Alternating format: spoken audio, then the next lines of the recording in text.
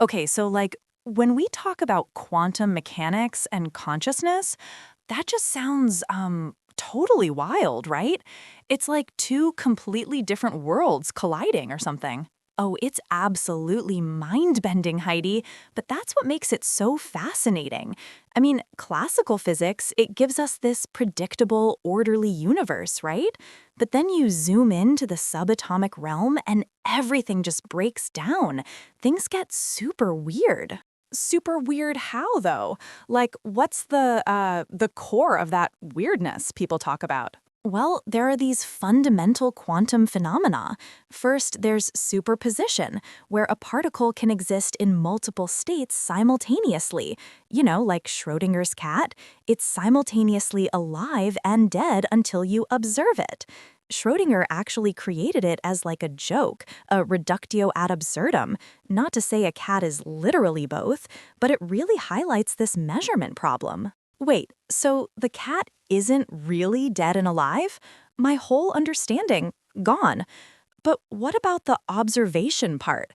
That's what always throws me off. Right, exactly. And that's where it gets tricky, because historically some linked it to consciousness. But the prevailing scientific view is that observation is just an interaction with a measuring device or its environment. And then there's entanglement, where two particles are linked, sharing the same fate no matter the distance.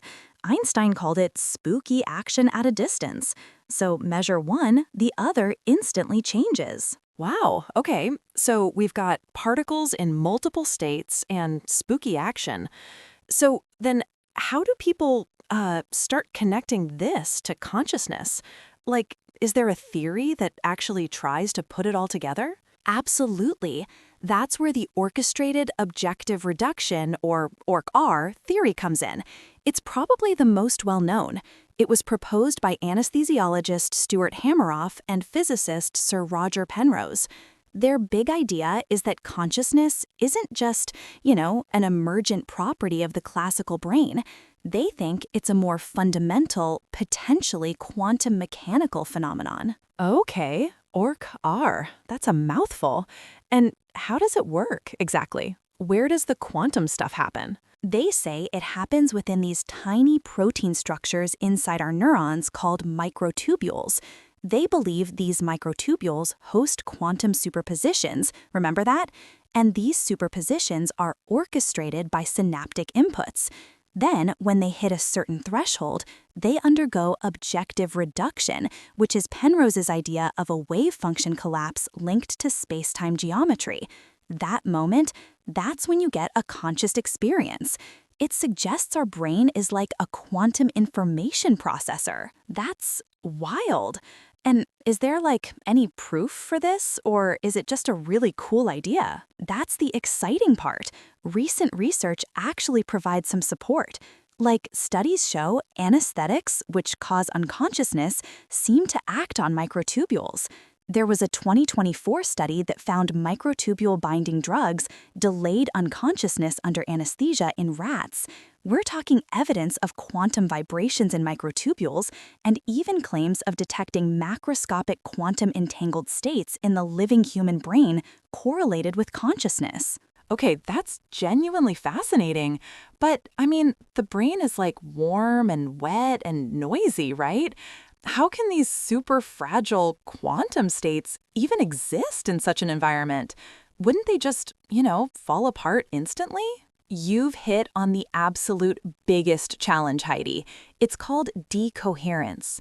Quantum states lose their coherence, their superposition or entanglement, almost instantly because they interact with their environment. Most people think it makes quantum effects totally irrelevant in big biological systems. So it's like trying to keep a perfectly still sandcastle on a really windy beach. It just doesn't work. Exactly. But here's the kicker. Research is actually exploring ways to bridge this gap. They're testing decoherence in biological systems, looking for evidence that quantum states within structures like microtubules might be protected somehow. We see quantum phenomena in things like photosynthesis and bird navigation, so maybe the brain has its own tricks. Oh, that's really cool. So it's not a complete dead end then. What else are they looking into? They're also looking at quantum information itself, qubits and entanglement, not just wave function collapse. Could consciousness be about processing this unique type of information?